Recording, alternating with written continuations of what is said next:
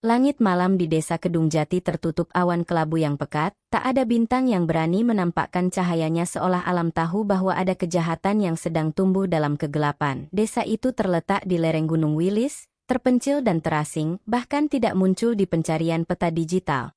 Modernitas belum banyak menyentuh desa itu. Segalanya masih bergantung pada alam dan kepercayaan turun-temurun yang kental dengan nuansa mistis, suara jangkrik dan burung hantu bersahutan menciptakan simfoni sunyi yang membuat bulu kuduk siapapun meremang.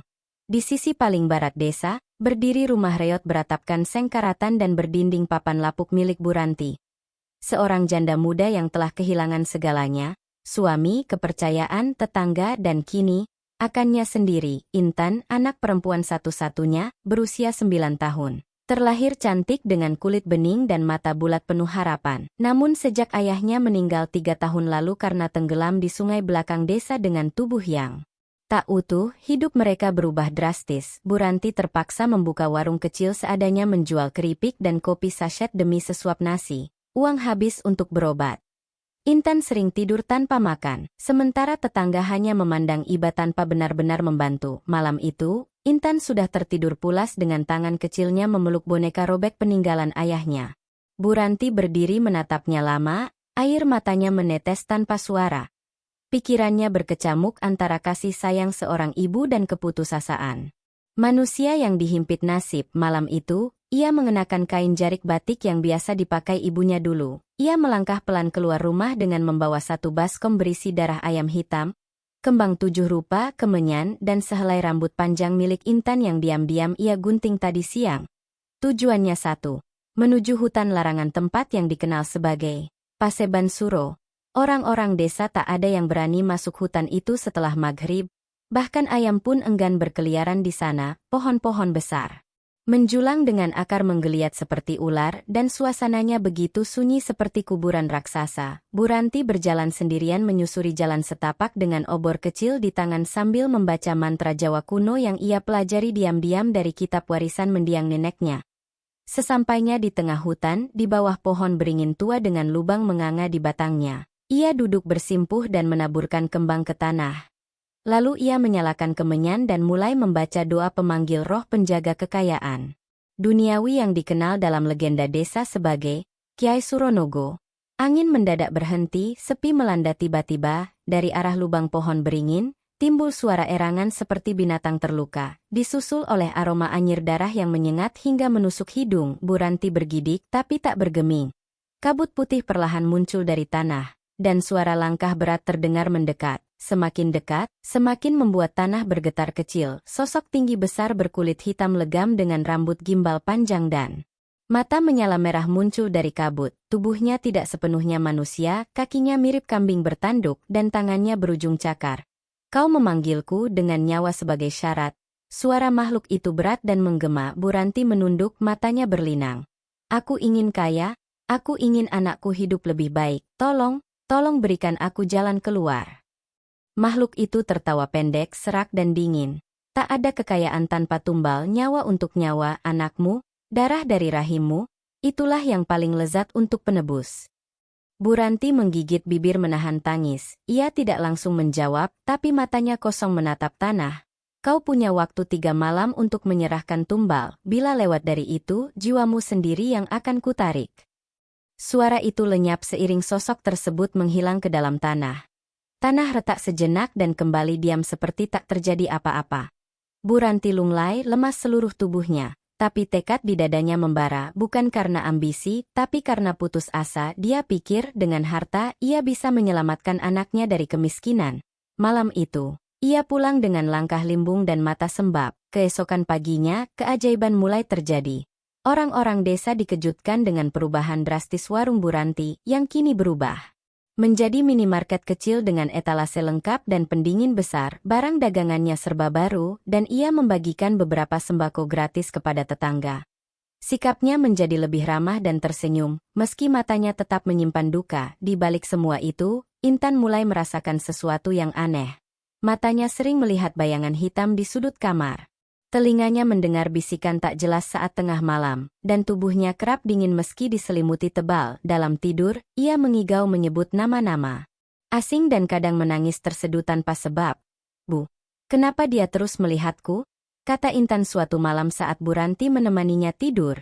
Siapa Enduk? Tanya Bu Ranti gemetar. Laki-laki hitam itu, matanya merah, dia bilang aku harus ikut dia. Bu Ranti langsung memeluk Intan erat-erat, hatinya robek, namun ia hanya bisa menangis dalam diam.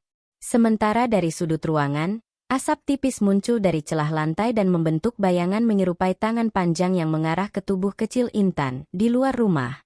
Suara tangisan bayi terdengar samar, padahal tak ada bayi di desa itu, dan angin malam berhembus menyampaikan pesan kematian yang mulai menagih janji. Suara Kiai Suronogo bergaung dalam kepala Bu Ranti. 3 malam, atau kau yang kutarik. Dan malam pertama telah berlalu. Hari kedua setelah perjanjian di Paseban Suro, kehidupan Bu Ranti seolah dipenuhi berkah.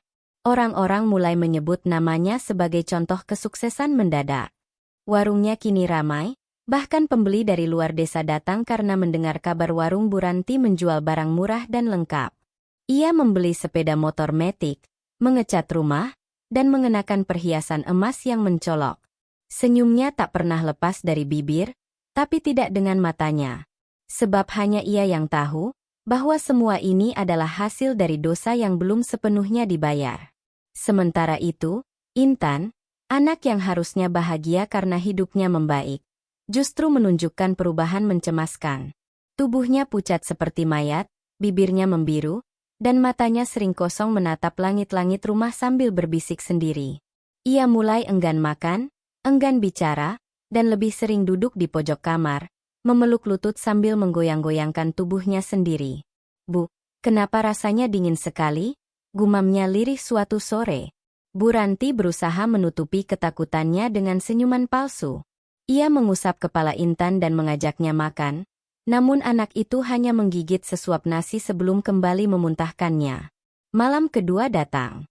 Angin mendadak berhenti berhembus saat azan Isya berkumandang. Rumah Bu Ranti yang biasanya tenang, mulai diliputi suara-suara aneh. Bunyi ketukan dari balik dinding, langkah kaki berat dari langit-langit, dan suara tawa kecil anak-anak yang jelas bukan suara Intan. Bu Ranti tahu, ini peringatan. Ia segera membakar kemenyan dan membaca mantra pencegah pengambilan tumbal yang ia hafal dari kitab warisan neneknya. Namun asap kemenyan justru membentuk wajah menyeramkan yang menyeringai padanya. Tengah malam, Intan tiba-tiba kejang. Tubuhnya menggeliat di atas kasur seperti ada yang menarik dari dalam. Matanya membalik, dan dari mulutnya keluar darah hitam kental. Bu Ranti menjerit dan menggendong tubuh anaknya yang semakin dingin. Ia berlari ke rumah Bidan Sri yang terletak beberapa rumah dari tempatnya. Namun Bidan Sri hanya bisa menggeleng. Anakmu ini, bukan sakit biasa, Bu Ranti. Ini dari dunia lain, katanya dengan tatapan takut. Cepat bawa ke dukun atau ustaz, kalau masih ingin ia hidup. Bu Ranti tahu semua itu sia-sia. Ia tidak membawa Intan ke dukun manapun. Ia hanya menangis sepanjang malam sambil memeluk tubuh anaknya yang mulai mengeras seperti batu. Namun menjelang subuh, Intan tiba-tiba membuka mata dan tertawa. Tawanya bukan seperti anak-anak biasa, tapi seperti suara tua serak yang bercampur bisikan. Aku belum selesai dengannya. Suara itu keluar dari mulut Intan, namun jelas bukan suaranya. Bu Ranti mundur dengan tubuh gemetar. Intan tersenyum aneh, lalu pingsan. Sejak saat itu, setiap pagi tubuh Intan bertambah pucat. Urat-urat biru tampak di sekujur tubuhnya, dan rambutnya mulai rontok. Bahkan ia mulai kehilangan kuku dan giginya satu persatu. Para tetangga mulai berbisik-bisik, menuduh Bu Ranti melakukan pesugihan. Embok Nah, tetua desa yang juga dikenal sebagai dukun beranak, mencoba menyambangi Bu Ranti secara diam-diam. Ia masuk ke rumah itu siang hari, membawa seikat daun kelor dan garam kasar. Ranti, kau bukan perempuan bodoh. Aku tahu kau bermain dengan Kiai Suronogo, ucapnya langsung. Bu Ranti terdiam, tapi air matanya tumpah. Aku cuma ingin hidup lebih baik buat Intan, aku nggak tahu bakal seperti ini. Embok Nah mendesah panjang. Darah rahimmu itu bukan untuk dijual. Nak, sekali kau setuju menyerahkan anakmu, nyawanya bukan lagi milikmu. Embok Nah lalu meletakkan garam di sudut-sudut ruangan dan menyiram daun kelor yang direndam air ke tubuh Intan. Tiba-tiba Intan menjerit seperti terbakar. Kulitnya merah melepuh, dan dari dalam tubuhnya seperti muncul asap hitam. Dia sudah masuk terlalu dalam. Sudah bukan anakmu lagi sepenuhnya. Tapi masih ada waktu, ujar Embok Nah. Kau punya 1 malam tersisa. Setelah itu, dia akan lenyap. Bu Ranti tak bisa berkata apa-apa. Ia hanya bisa menangis, menggenggam tangan putrinya yang tubuhnya kini nyaris tak bernyawa. Malam kedua berlalu dengan perasaan bersalah yang menyesakkan dada. Tapi apa daya, waktu tak bisa diputar. Suara Kiai Suronogo kembali terdengar dalam mimpi Bu Ranti. Kau menyesal, tapi kau juga tak ingin kehilangan kekayaanmu. Malam ketiga, kau harus memilih, hartamu atau anakmu. Ketika ia terbangun, darah menetes dari hidung dan telinganya. Di ujung ranjang, berdiri Intan dengan tatapan kosong, dan senyum yang bukan miliknya. Langit desa Kedung Jati tampak lebih gelap dari biasanya. Tak ada bintang, tak ada cahaya bulan, hanya pekat yang menelan segalanya. Malam ketiga telah tiba. Malam penentuan. Waktu yang diberikan Kiai Suronogo kepada Bu Ranti untuk menyerahkan tumbal kini menyentuh batas akhir. Di dalam rumah yang tampak megah namun penuh kesuraman itu, Bu Ranti duduk termenung di samping tubuh Intan yang tergeletak lemah. Tubuh kecil itu semakin tak berbentuk, seperti bukan lagi manusia. Kulitnya membiru kehitaman, urat-urat mencuat dari bawah kulit, matanya kosong menatap langit-langit dengan pupil yang mengecil hingga nyaris hilang. Nafasnya tinggal 1-2 helaan panjang yang terdengar berat dan menakutkan. Suara detik jam dinding terasa seperti palu godam yang menghitung mundur ajal. Bu Ranti menggenggam tangan anaknya erat-erat, tangisnya tak terbendung. Maafkan ibu. Nak, ibu cuma pengen kita keluar dari kemiskinan. Ibu nggak kuat lihat kamu lapar terus, tapi ibu juga nggak tahu kalau semua ini bakal begini. Intan tak menjawab. Tapi dari sudut bibirnya keluar senyum tipis. Tapi bukan senyum anak kecil. Senyum itu dingin, tak berjiwa. Dan dari tenggorokannya keluar suara berat yang bukan miliknya. Waktumu hampir habis, Ranti, serahkan dia, atau kau akan kehilangan segalanya. Bu Ranti tersentak. Suara itu datang dari dalam tubuh anaknya. Ia mundur, lalu menutup telinga, gemetar ketakutan.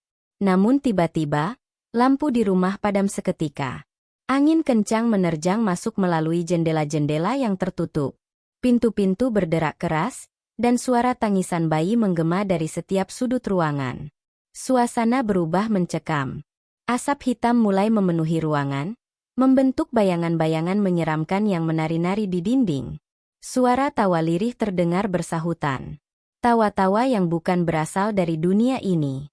Tawa para makhluk halus yang menyambut malam tumbal. Bu Ranti berteriak, mengambil kitab lama milik neneknya dan membacakan doa-doa dengan tergesa-gesa. Tapi lidahnya seperti berat, seolah ada yang menahan. Matanya melihat sesosok tinggi besar berdiri di pojok ruangan. Itu Kiai Suronogo. Sosoknya kini terlihat lebih jelas, tubuh hitam pekat, mata menyala merah, tangan penuh luka dan cakar, mulutnya dipenuhi taring dan darah. Aku datang menagih janji, Ranti. Ucapnya dingin. Kau ingin kekayaan, aku beri. Kini giliranmu memberi. Bu Ranti bersimpuh, menangis sejadi-jadinya. Ia memohon, memelas, menawarkan dirinya saja sebagai ganti. Tapi Kiai Suronogo tertawa. Tumbal harus murni, anakmu lahir dari rahimmu, darahnya paling lezat, jangan langgar kesepakatan. Tiba-tiba, Intan bangkit. Tapi bukan sebagai dirinya. Kepalanya miring ke kanan, matanya terbalik, dan tubuhnya melayang beberapa senti dari tanah. Ia tertawa dengan suara pria tua. Ibu, aku sudah dipilih. Ucapnya pelan sambil melayang mendekat. Bu Ranti berlari ke dapur, mengambil pisau. Kalau kalian mau ambil anakku, bunuh aku dulu. Ia menghunuskan pisau ke lehernya, tapi tiba-tiba pisaunya mencair seperti lilin. Kiai Suronogo hanya tersenyum. Kau tak bisa mati sebelum aku mengambil yang dijanjikan. Seketika itu pula tubuh Intan melayang ke udara, berputar kencang, dan dari dalam tubuhnya keluar cahaya merah. Terdengar suara jeritan menyayat dari dalam perutnya. Tubuh kecil itu terguncang, dan dari mulutnya keluar makhluk hitam kecil seperti bayi cacat yang melompat ke arah Kyai Suronogo. Bu Ranti menjerit histeris, berusaha meraih anaknya, tapi tak bisa mendekat karena ada dinding tak kasat mata yang menahannya. Intan berteriak, "Ibu, tolong aku! Ibu!" Tapi tubuhnya tiba-tiba membatu. Kulitnya retak seperti keramik, lalu pecah menjadi serpihan debu halus yang melayang dan hilang. Bu Ranti jatuh terduduk, menjerit sekencang-kencangnya. Rumah itu berguncang hebat, seolah akan runtuh. Kyai Suronogo menghilang bersama kabut hitam, meninggalkan tawa puas yang menggema lama. Keheningan mendadak menyelimuti. Rumah yang megah kini kembali menjadi gubuk tua, penuh debu dan sarang laba-laba. Semua kemewahan lenyap. Uang hilang, emas menjadi tanah, warung kosong tak bersisa. Di pojok kamar, hanya tersisa boneka usang milik Intan yang kini gosong dan hangus terbakar. Bu Ranti merangkak, memeluk boneka itu sambil menjerit-jerit memanggil nama anaknya. Tapi semuanya sudah terlambat. Malam ketiga telah lewat, dan tumbal telah dibayar lunas. Tangis Bu Ranti menggema dalam sunyi, dan di luar rumah, para tetangga melihat rumah itu berubah seperti tak pernah dihuni puluhan tahun. Catnya pudar, jendelanya bolong, dan pintunya berderit tiap malam meski tak ada angin. Konon, suara tangis ibu dan anak masih terdengar dari balik dinding rumah itu setiap malam Jumat Kliwon. 3 hari telah berlalu sejak malam mengerikan itu, malam ketika Bu Ranti kehilangan segalanya, anaknya, warasnya, kekayaannya, dan harga dirinya. Sejak malam tumbal dibayar, rumahnya berubah menjadi gubuk mati tak berpenghuni. Tetangga tak ada yang berani mendekat. Siang hari tampak sunyi, namun malam harinya penuh suara jeritan perempuan dan tangis anak kecil. Di dalam rumah itu, Bu Ranti tak makan, tak tidur, dan tak mandi. Ia hanya duduk di sudut kamar sambil memeluk boneka hangus milik Intan, matanya kosong seperti orang linglung, bulu-bulu matanya rontok, wajahnya pucat, dan tubuhnya mengering seperti ranting tua. Dia tidak bisa lagi menangis karena air matanya pun sudah kering. Namun sesuatu yang janggal terjadi malam itu, saat bulan purnama menggantung pucat di langit dan kabut menyelimuti halaman depan rumah, tiba-tiba terdengar suara langkah kecil di dalam rumah. Lalu suara tawa-tawa anak kecil. Bu Ranti perlahan menoleh dengan kepala berat. Langkah itu terdengar mendekat, semakin dekat hingga berhenti tepat di depan kamar, dan pintu kamar terbuka sendiri perlahan. Sosok kecil berdiri di sana dengan rambut panjang kusut, kulit abu-abu dan mata hitam kosong. Bu. Suara itu seperti suara Intan, tapi bukan. Tubuhnya dingin, auranya suram dan penuh kematian. Bu Ranti langsung bangkit dan memeluk sosok itu. "Intan anakku, maafkan ibu, maafkan ibu." Namun tubuh itu tidak membalas pelukannya. Dia hanya berdiri kaku seperti boneka, matanya tak berkedip melihat lurus ke depan. Bu Ranti tak peduli. Ia gendong sosok itu ke tempat tidur dan memandikannya, menyisir rambutnya, memakaikannya baju baru. Ia menganggap semuanya kembali normal. "Sekarang kamu sudah di rumah ya? Nak, ibu janji nggak akan biarkan siapapun menyentuhmu lagi." Tetapi sejak malam itu, hal-hal mengerikan mulai terjadi lebih sering. Tetangga melihat sosok Intan berdiri di halaman rumah tengah malam dengan kepala miring dan mata menyala merah. Anjing-anjing desa melolong sepanjang malam jika melewati rumah Bu Ranti. Seorang anak kecil yang tak sengaja bermain bola ke halaman rumah itu tiba-tiba pingsan dan mendadak bisu. Keesokan harinya, seorang ustaz muda dari luar desa bernama Ustaz Hilmi datang ke rumah Bu Ranti setelah mendengar laporan warga. Dia mengetuk pintu dengan hati-hati, dan yang membuka pintu adalah Intan. "Assalamualaikum." Sapanya pelan. Intan hanya diam, kemudian tersenyum kecil dengan bibir robek. Ustaz Hilmi merasakan hawa tak biasa dan langsung membaca ayat kursi dalam hati. "Saya mau bicara dengan ibumu, nak," katanya. Intan mengangguk pelan lalu mundur masuk ke dalam rumah. Di dalam, Bu Ranti menyambut Ustaz Hilmi dengan senyum aneh. "Silakan, Ustaz. Akhirnya ada juga yang datang ke rumah ini," katanya tanpa ekspresi. "Saya dengar, anak ibu sudah meninggal." Ustaz Hilmi mencoba membuka pembicaraan secara halus. "Dia kembali, Ustaz, saya nggak tahu gimana, tapi dia kembali, dan saya nggak mau kehilangan dia lagi."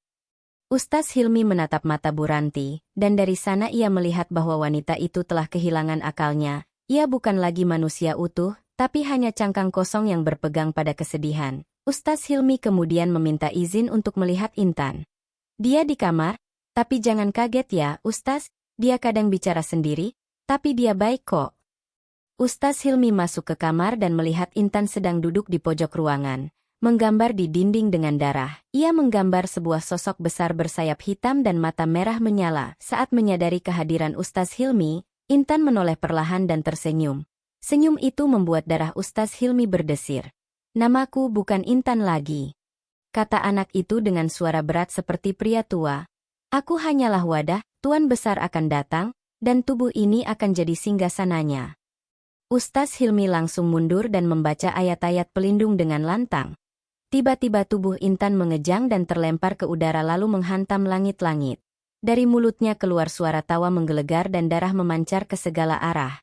Buranti menjerit tapi tidak lari. Ia justru memeluk tubuh itu dan berkata, "Cukup Ustaz. Jangan ganggu anak saya.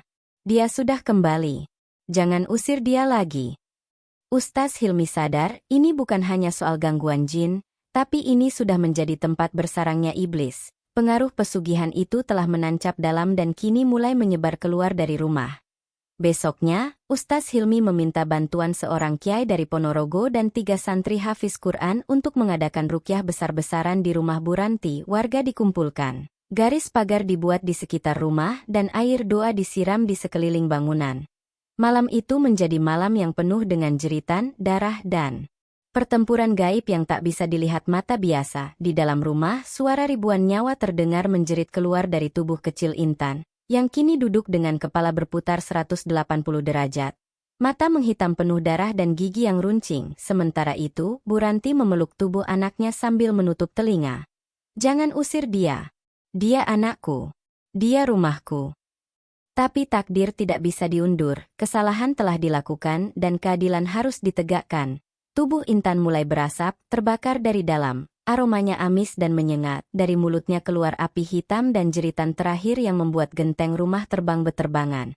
Semuanya selesai dalam satu letupan cahaya besar dan suara ledakan keras. Pagi harinya, rumah Buranti rata dengan tanah.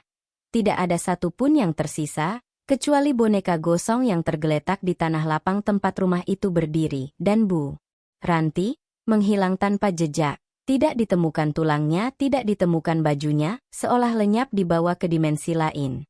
Seminggu setelah rumah Buranti terbakar dan menghilang dari permukaan tanah, desa Kedung Jati tidak pernah sama lagi. Pagi hari memang masih terlihat normal, orang-orang kembali ke ladang, anak-anak bersekolah, suara ayam terdengar seperti biasa. Namun begitu senja tiba, desa itu menjelma jadi wilayah kematian. Langit lebih cepat gelap, kabut muncul dari arah timur padahal musim hujan belum tiba, dan suhu turun drastis seperti berada di pegunungan. Tak ada yang berani keluar rumah selepas maghrib. Warga menutup jendela rapat-rapat, menyiram halaman dengan air kelor, dan meletakkan daun bidara di bawah bantal. Sejak kejadian malam rukyah itu, suara-suara aneh sering terdengar dari lahan bekas rumah Buranti. Tangisan perempuan, tawa anak kecil, kadang lolongan panjang seperti serigala tapi jauh lebih seram. Tak ada yang berani mendekat. Lahan itu kini dianggap tanah mati, tempat yang dilaknat bumi dan tak boleh disentuh. Namun gangguan tak berhenti di sana. Seorang warga bernama Pak Mursid, yang rumahnya paling dekat dengan lokasi kejadian, suatu malam mendengar suara ketukan dari jendela. Saat dibuka, tak ada siapa-siapa. Namun saat ia kembali tidur, anak bungsunya tiba-tiba menangis sambil menunjuk pojok kamar. "Ayah, itu anak perempuan berdarah. Dia liatin aku terus." Malam berikutnya, anak itu demam tinggi tanpa sebab. Tubuhnya menggigil dan setiap malam mengigau menyebut nama Intan. Bahkan ia sampai menyebut-nyebut kalimat yang tidak pernah diajarkan orang tuanya. Tuan Suronogo datang, pintunya belum ditutup. Tak lama, satu demi satu anak kecil di desa mulai menunjukkan tanda serupa.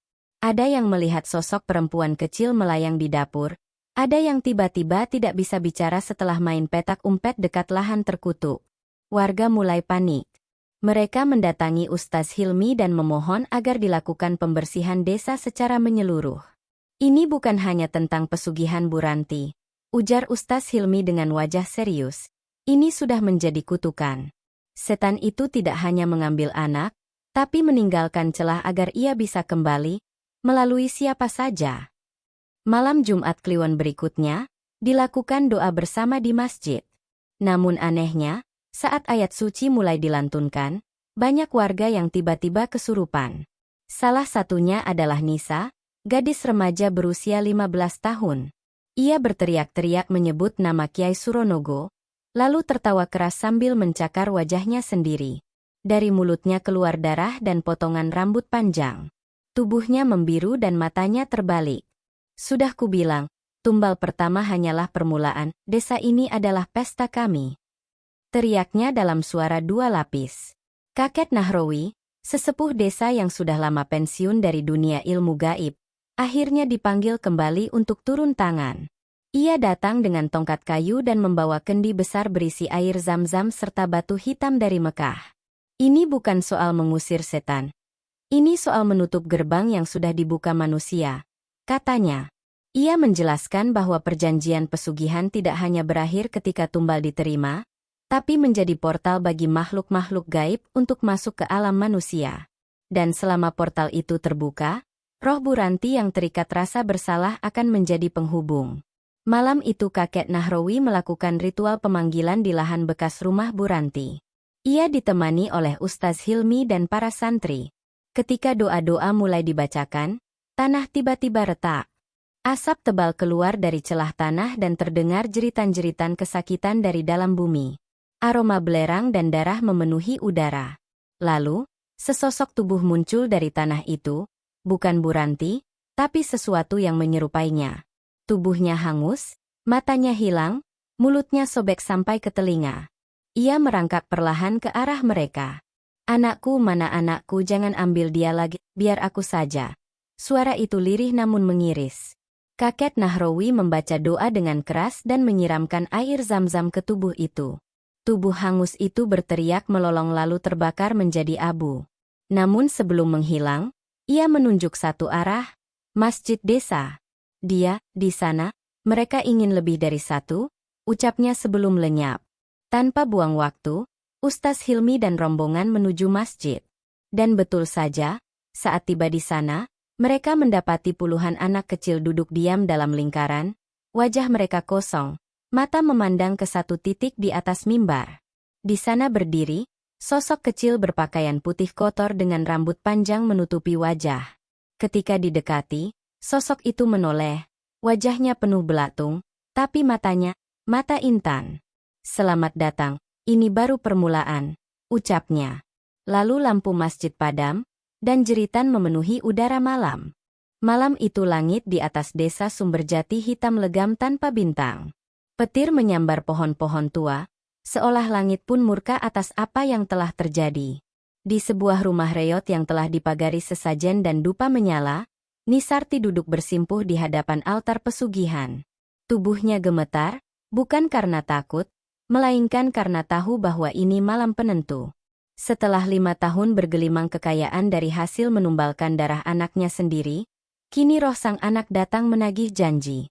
Tak ada suara selain desir angin yang membawa aroma anyir darah dan kemenyan terbakar.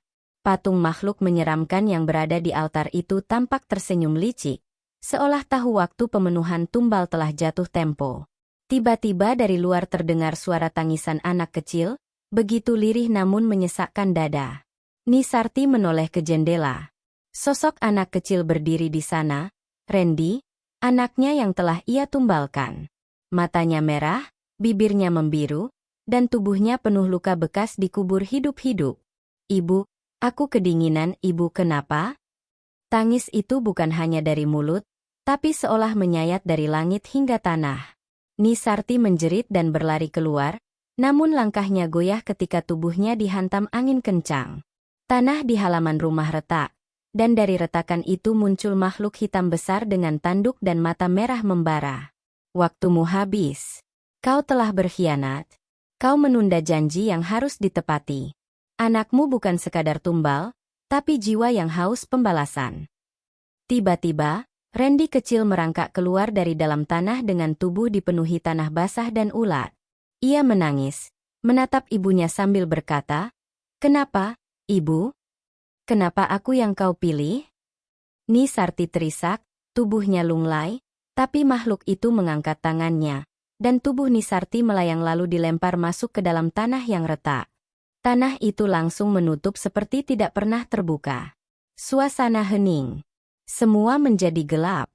Keesokan harinya, warga desa menemukan rumah Nisarti telah hangus terbakar, tapi tak ada bekas tubuh di dalamnya.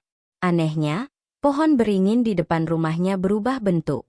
Ada semacam guratan wajah perempuan tua yang meringis kesakitan di batangnya. Warga ketakutan. Mereka akhirnya mengundang Kiai Mahsun, seorang ulama sepuh yang dikenal mampu melihat tabir gaib. Saat Kiai Mahsun melangkah ke halaman bekas rumah Nisarti, ia langsung sujud dan menangis.